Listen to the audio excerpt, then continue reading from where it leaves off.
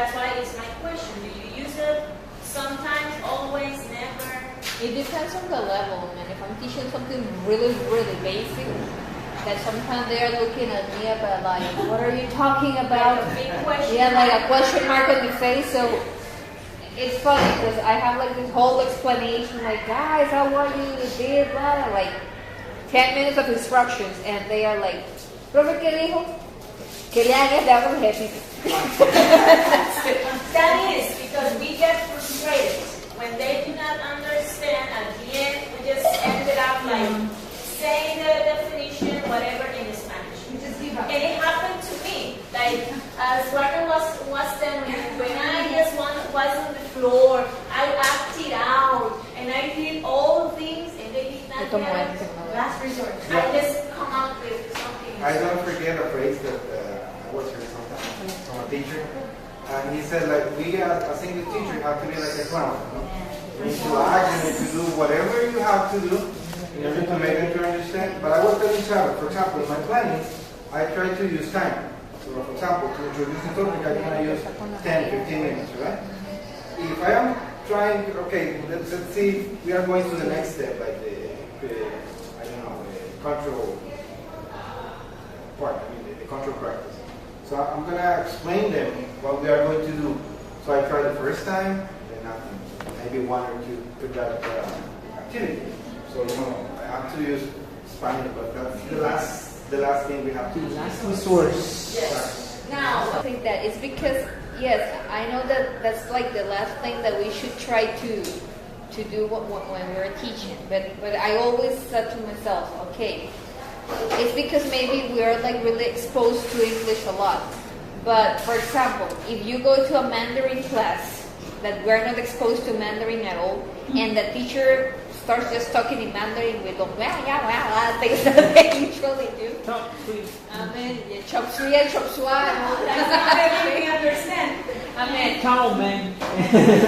Is it, amen, at the end, is it going to be like frustrating for us because, man, is it good that the teacher uses our own language? That's sometimes when they don't understand it, I try to think about it. Now, talking about that, there should be a balance, equilibrium and everything. Because I'm that kind of teacher that I like my students to be happy in class, to be comfortable in class. But I usually tell them, okay, I'm teaching you what you need, what you want all the time. Something that must be prepared when planning. It's not that we are going to choose what we are going to say in the middle of the class, because sometimes we don't have those clear ideas, you know. So when we are planning, we need to try to use the simple language or repeat. For example, if you are using complex language in the normal speed, that's how we are supposed to teach, right? But if they don't understand, we need to repeat that in more simple words in the classroom. We use classroom comments and common expressions to teach content. Okay, what kind of classroom comments? Like, for example, when you are teaching classroom objects, but I don't teach that, but what I do about comments with adults is like to give them useful expressions to guide themselves when they are, you know, inside the classroom. Like, ¿cómo digo tal cosa, profe? No, I don't understand. Say it in English. How did you say? Yes. How do you say? So I teach them useful phrases, comments, like expressions, so they can help themselves inside the classroom, right? Like, ¿me presta tal cosa? Fulano? Okay, wait a minute. How do you say that in English? I don't know, teacher.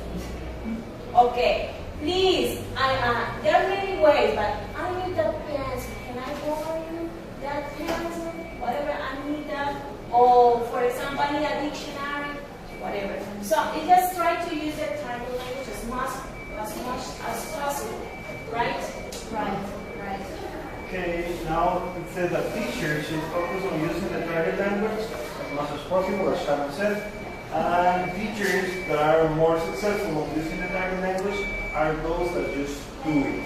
Just try to be natural, not to force it. I mean, that's a phrase that really caught my attention.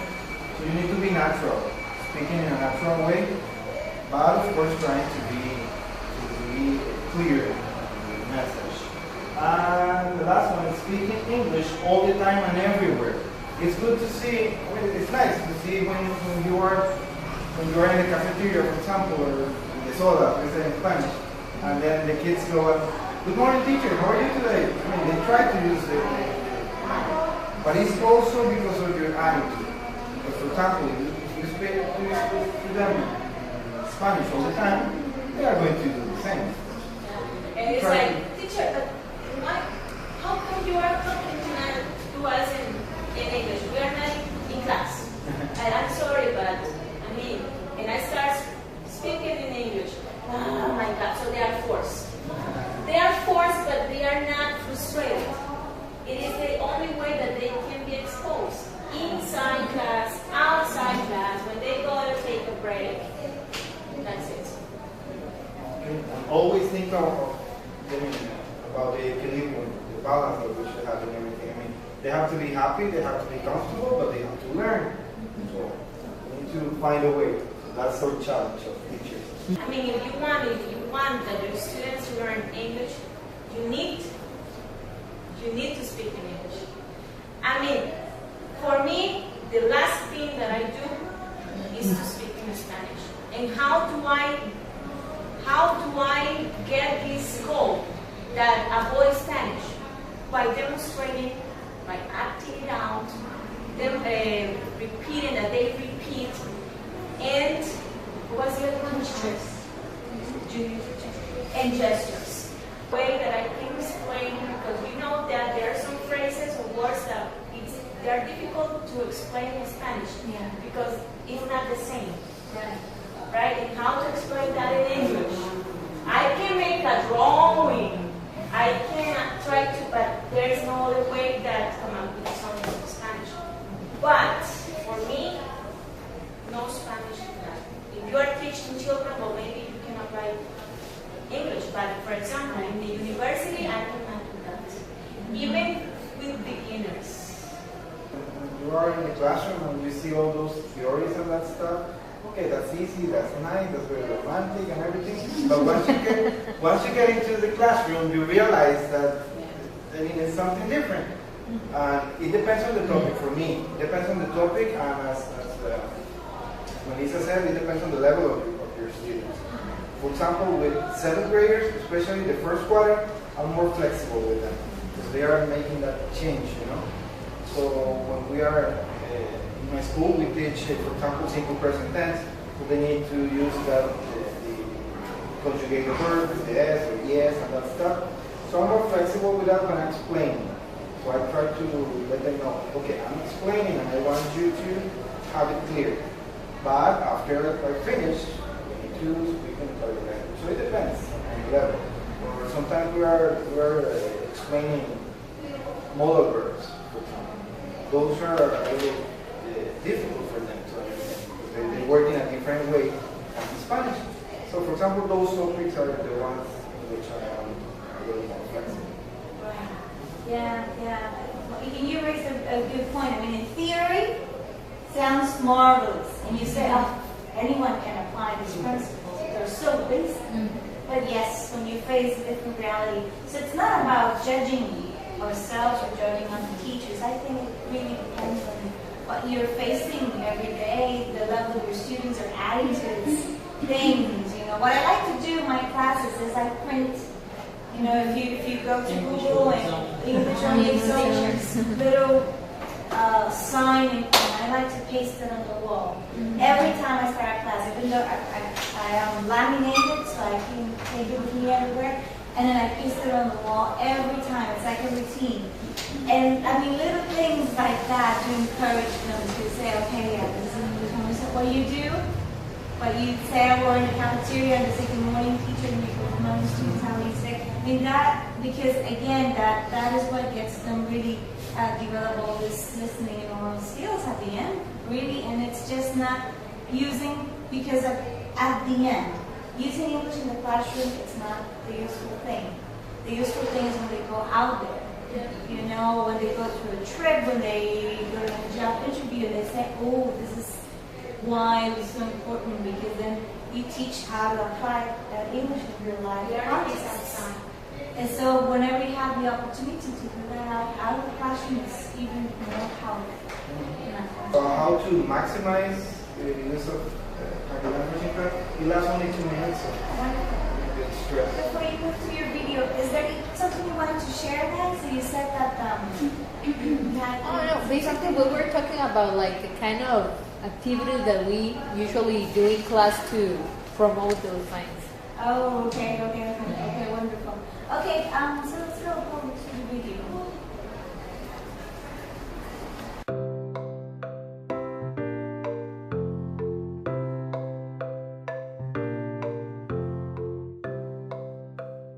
What is maximizing target language use?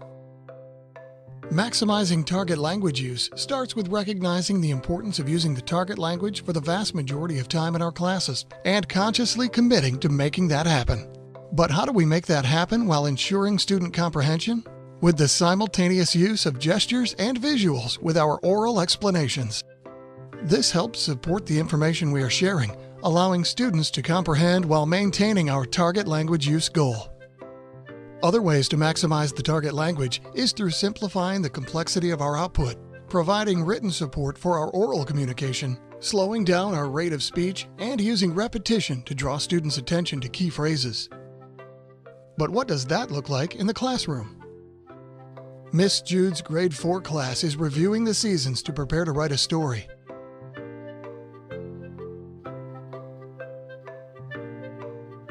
Miss Jude knows she asked the question in a difficult way, so she rephrases using simpler language.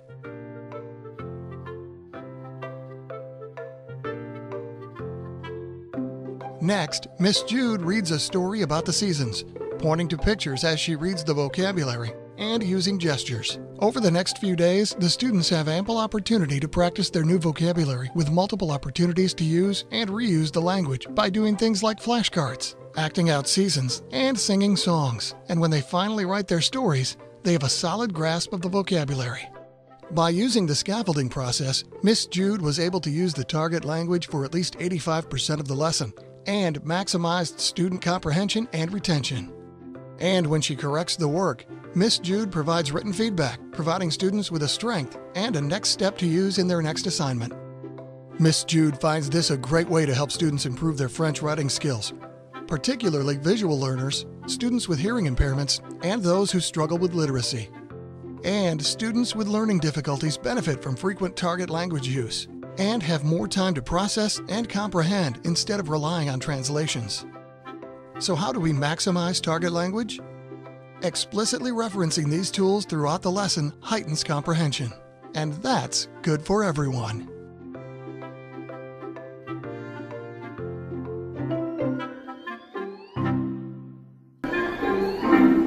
Yeah, this one was about French, but it's the same. Okay, now speaking activity that we can just do that.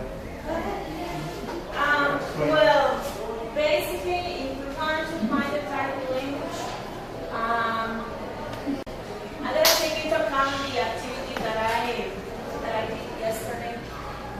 It's like level 2. Okay, it's private services and places in town. I introduced the vocabulary by repeating a lot and reinforced pronunciation like hospital. Repeat after me, hospital. So, like 25 places, no, 15 kind of different places. So, if by repeating, demonstrating, and acting out, right? And I came up with this activity. I told them that I would choose 8 people from there were 28. So I chose 8, and each student would be in charge of a place. So I found lots of famous places in Costa Rica. So Multi Plaza is a mall, Subway, which is a restaurant, let's say, a bakery, like Mani. So I just did this just to give you an example with the logo, right? So VCR, I just told them to put the logo on the chest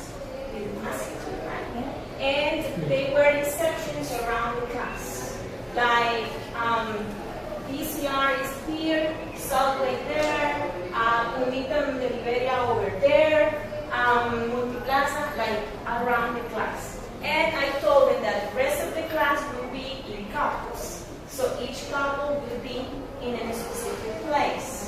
So each couple will ask information about the place. Like asking questions like, what kind of services do you offer? What can I get in here? Asking for information. So the person with the logo will provide information. But it's not the whole night, right? They have like 45, 1 minute talk. When I say finish, they have to rotate to the next station, to the next place. So they start asking, talking, and okay, move, it's time. And they were around the class. Right. So it was like 1 minute talking for each. And at the end, it was very interesting because teacher, puede venir. All right, how did you say that in English? Please come here. Please come. Yeah, come here, please. All right, so they use Spanish just to make questions like, how did you say this? Teacher, ¿cómo digo esto en inglés? No, how did you say? How do you say this?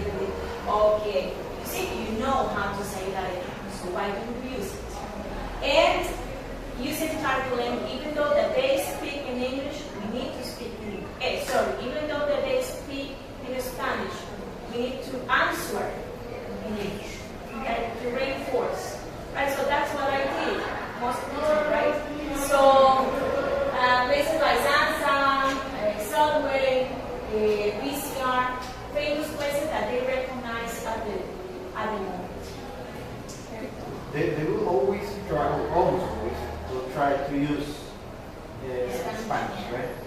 But it depends on your attitude. If you answer them, if you follow what they want to do, and you don't force them to speak in English, they will do it all the time. So it depends on your attitude, and as I told you, it's a balance in everything. They have to be comfortable, they have to have, I don't know, they feel good about practicing English, but they have to do it in English. There's no other way. It's what you need and what you want. And they realize the difference between teachers who speak Spanish in the class and the ones who speak English in the class. And abroad. And it's sad, like you said, it's the attitude that you know, you can even joke with your students like, nice try, Becky, but no, we're going to such and such did. You know, like make them feel like you're taking it with good humor, right?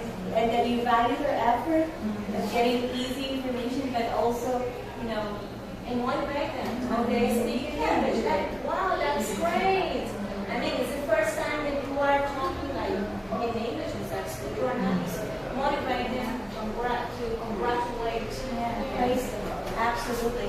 It's definitely for your key messages. It's the inclusion of gestures. We also talk about the importance of acting out, repeating, demonstrating. You know, that's very important to foster target language use, and therefore listening in one space. Speak English everywhere. Yeah, very good aspect. Thank you so much, guys. And